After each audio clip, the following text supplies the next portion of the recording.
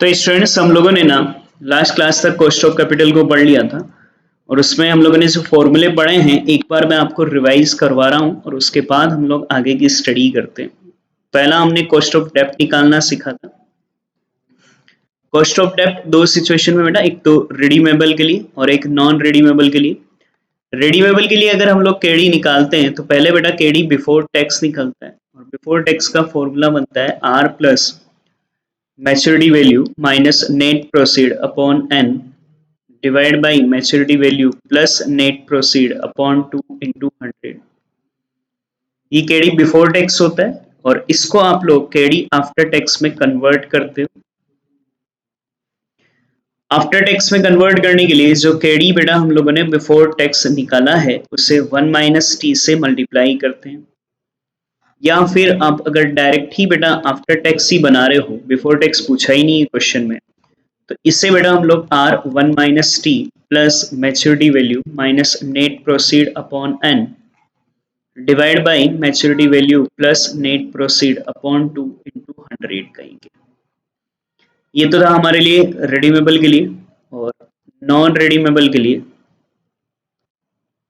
Non redeemable के लिए अगर निकाल रहे हो तो फिर केडी बिफोर टैक्स अगर हम लोग बनाए बेटा तो R upon net proceed into 100, और अगर हम लोग आफ्टर टैक्स निकालें तो जो केडी हमारे बिफोर टैक्स आया है उसको 1 माइनस टी से मल्टीप्लाई कर देंगे, या फिर जो केडी अगर आप डायरेक्टली आफ्टर टैक्स ही बनाना चाह रहे हो ना बेटा तो R 1 minus T upon N P into 100 कर दोगे। तो ये सिचुएशन हम लोगों ने केडी के लिए पढ़ा था। कॉस्ट ऑफ डेप्ट पढ़ने के बाद बेटा हम लोगों ने कॉस्ट ऑफ प्रेफरेंस शेयर पढ़ा। Cost of preference share capital को हम लोग कैपी कहते हैं। ये भी दो सिचुएशन में निकलता है, एक तो रिडीमेबल प्रेफरेंस शेयर के लिए, और रिडीमेबल प्रेफरेंस शेयर के लिए निकालें तो कैपी याद रखना पहले आफ्टर टैक्स निकलता है बेटा। तो फॉर्मूला हमने लिया था D plus maturity value minus N P upon N divide by maturity value plus N P upon 2 into 100। तो कैपी आफ्टर टैक्स के बाद हम कैपी बिफोर टैक्स बनाएंगे, और ये बनाने के लिए बेटा जो कैपी हमारे पास आफ्टर टैक्स आया था उसको 1 अपॉन 1 माइनस टी कर सकते हैं। तो ये कैपी आफ्टर टैक्स से बेटा कैपी बिफोर टैक्स बन जाएगा। और अगर नॉन रिडीमेबल है बेटा प्रेफरेंस शेयर तो कैपी आफ्टर टैक्स का फॉर्मूला होता है D upon N P into 100, और जब आप इस कैपी आफ्टर टैक्स को कैपी बिफोर टैक्स में कन्वर्ट करोगे तो फॉर्मूला बेटा हमारे लिए जो कैपी आफ्टर टैक्स हम लोगों ने निकाला है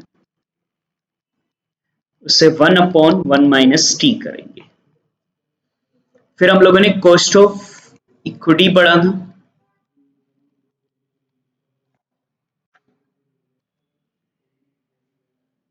कॉस्ट ऑफ इक्विटी क्या बेटा, इसको हम लोग केई कहते हैं। तीन में, अच्छा इसमें भी दो सिचुएशन है, ऑलरेडी इश्यूड शेयर के लिए और न्यू शेयर के लिए। 3 मेथड, डिविडेंड यील्ड मेथड,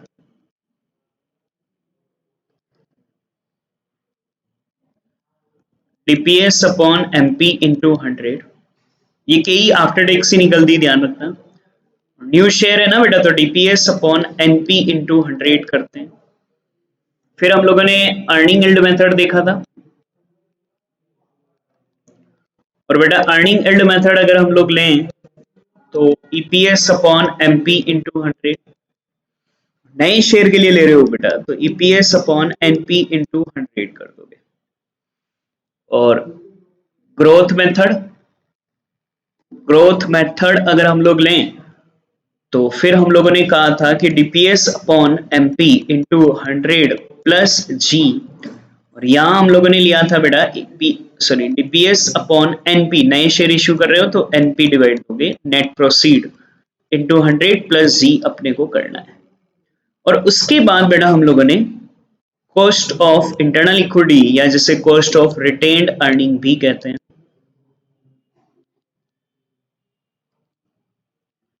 जिसको के आर बोलोगे।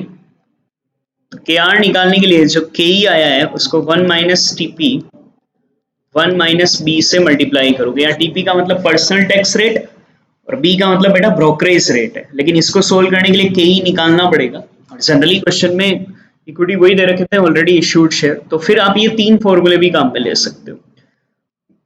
तो फिर के आर निकालने के लिए ऐसा भी लिख सकते हो, डायरेक्टली अगर निकाल रहे हो बिना के ई निकाले तो DPS 1 minus TP 1 minus B upon MP into 100। यहां पर लिख सकते हो बेटा EPS 1 minus TP 1 minus B upon MP into 100। ये भी फॉर्मूला हो गया ना बेटा। और अगर ग्रोथ रेट वाला होना तो इसको ऐसा लिखोगे DPS 1 minus TP 1 minus B upon MP into 100 plus g. एक करेक्शन करना, अपने जो पहले लिख रखा है उसमें जी के आगे भी बेटा 1 माइनस टीपी 1 माइनस बी लिख देना। ये और लिखना हुआ बेटा, अपने नहीं लिखा था शायद। तो हमारे लिए ना बेटा के आर निकालने के लिए ये टोटल मिलाकर 4 फॉर्मूले हो जाते हैं। इन 4 फॉर्मूलों से किसी से भी आप सोल्व कर सकते हो। अच्छा, फर्स्ट वाले को लेने के लिए तो के ई वैसे ही निकालना ही पड़ेगा, तो आप इनमें से नेक्स्ट 3 में से कोई भी जो क्वेश्चन में क्या रखा हो उसके अकॉर्डिंग सोल्व कर सकते हैं। अब देखो बेटा, अब तक मैंने जितना पढ़ाया ना उसका रिवाइज करवा दिया है और मैंने आपको 8th तक क्वेश्चन करवा दिए थे। तो नेक्स्ट बेटा 9th क्वेश्चन को देखो, 9th क्वेश्चन को रीड करो। क्वेश्चन नंबर 9 में बेटा आपको के आर निकालने को क्वेश्चन कह रहा है। करंट मार्केट प्राइस है बेटा 140, डिविडेंड पर शेयर 14, ग्रोथ रेट दे रखा है, ब्रोकरेज दे रखा है, टैक्स रेट दे रखा है। तो के आर निकालने के लिए या तो पहले के ई निकाल लो। अगर मान लो पहले मैं कॉस्ट ऑफ इक्विटी निकालूं, क्योंकि ग्रोथ रेट दे रखा है तो फिर मैं ग्रोथ रेट से निकालता तो बेटा DPS upon MP into 100 plus g होता। डीपीएस हमारे लिए 14 है, मार्केट प्राइस 140 है इंटू 100, ग्रोथ रेट क्वेश्चन में 5 है, तो ये आएगा 10 प्लस 5 करोगे तो ये 15 हो गया। और के ई निकल गया तो आप के आर निकाल सकते हैं। के आर निकालने के लिए बेटा के ई 1 माइनस टीपी 1 माइनस बी करोगे। के ई 15 आया, टीपी पर्सनल टैक्स रेट बेटा, ये जो इनकम टैक्स रेट दे रखी ना इनकम पर, वो पर्सनल टैक्स कहलाता है। 30% को हम लोग 0.3 लिखेंगे। ब्रोकरेज रेट बेटा 3% दे रखी है तो 3% को हम 0.03 लिखेंगे। 1 माइनस 0.03 हो जाएगा। तो ये बेटा 15 इंटू 0.7 इंटू 0.97 होगा। और इसको अगर हम सोल्व करेंगे तो 15 इंटू 0.7 इंटू 0.0797, तो ये 10.185 हमारे लिए आंसर आ जाएगा। ये तो उस वे में करा ना जब पहले आपने कॉस्ट के ई बनाया फिर के आर बनाया। और अगर मैं डायरेक्ट ही के आर बनाऊं ग्रोथ रेट की सिचुएशन पर तो फिर इसको ऐसे लिखते हैं DPS 1 minus TP 1 minus B upon MP into 100 plus g 1 minus TP 1 minus b. Dividend पर शेयर डीपीएस बेटा हमारे लिए 14 है, 1 minus TP personal tax rate 0.3 कहलाएगा और ये ब्रोकरेज रेट 0.03। मार्केट प्राइस बेटा हमारे पास क्वेश्चन में 140 है इंटू 100 प्लस ग्रोथ रेट 5 है, 1 माइनस 0.3 और 1 माइनस 0.03। ये सोल्व कर लो बेटा। तो ये 14 into 0.7 into 0.97 upon 140 into 100 plus 5 into 0.7 into 0.97 हमारे लिए होगा। पहले इसको सोल्व कर लो। 14 इंटू 0.7 इंटू 0.97 अपॉन 140 इंटू 100 तो ये बेटा 6.79 प्लस इसको सोल्व करो 5 इंटू 0.7 इंटू 0.97 3.395 और ये दोनों को ऐड कर लोगे तो ये वही आंसर आ जाएगा 10.185। तो दोनों तरीके, या तो पहले के ई बनाकर फिर के आर बना लो या डायरेक्ट आप के आर बना सकते हो। तो ये आपका क्वेश्चन नंबर बेटा 9 पूरा होता है। एक और क्वेश्चन है के आर का, तो वो कर लेते हैं ताकि आपका ना के आर का कॉन्सेप्ट तो खत्म हो जाएगा। 10th क्वेश्चन, मनीष के पास आशु लिमिटेड के 100 रुपए वाले 110 शेयर है।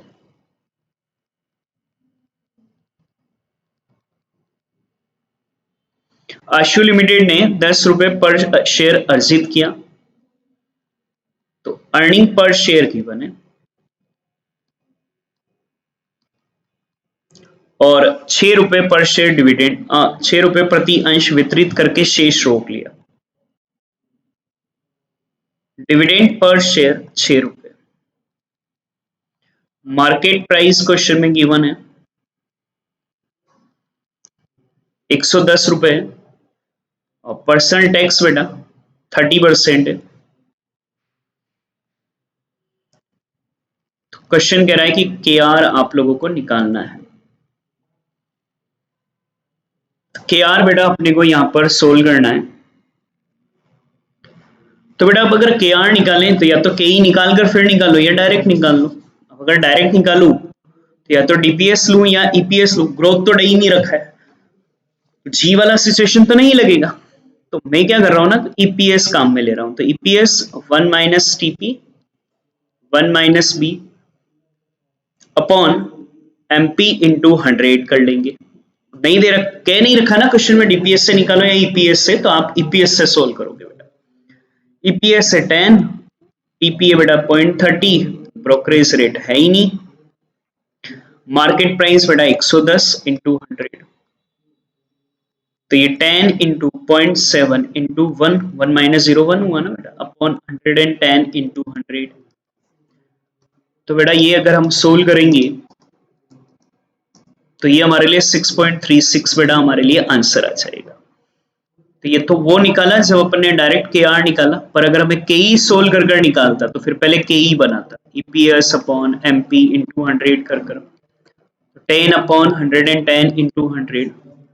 तो बेटा 10 अपॉन 110 इंटू 100 करूंगा तो 9.09 आएगा।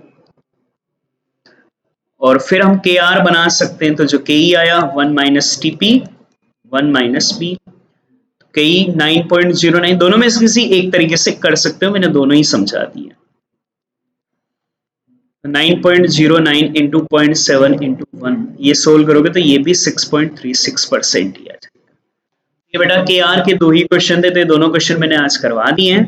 कल से हम लोग बेटा वेटेड एवरेज कॉस्ट के कॉन्सेप्ट को स्टार्ट करेंगे, ये नोट करना।